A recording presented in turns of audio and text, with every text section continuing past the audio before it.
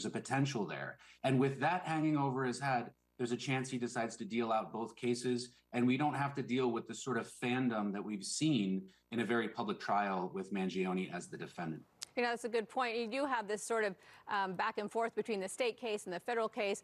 Who is going to go first? You know, Alvin Bragg said they were going to run it parallel. But late last night, prosecutors said that the state case is expected to proceed before the federal trial. Now, does that surprise you? Because as you said, in the federal case, he could potentially get the death penalty. So even if for some reason he was to be acquitted, they would have this second bite at the apple. It's much better for Alvin Bragg and the federal prosecutors to position that federal case right after the state case so that they can try to get him to deal down both of them. Now, whether a case is tried first federally or state, that's usually a matter of agreement. These are things we used to work out all the time. It makes sense here, given that we have a murder, which is traditionally going to be a state act unless it's against a federal official. The primary offense that we're dealing with is a state offense, and that should be tried in New York.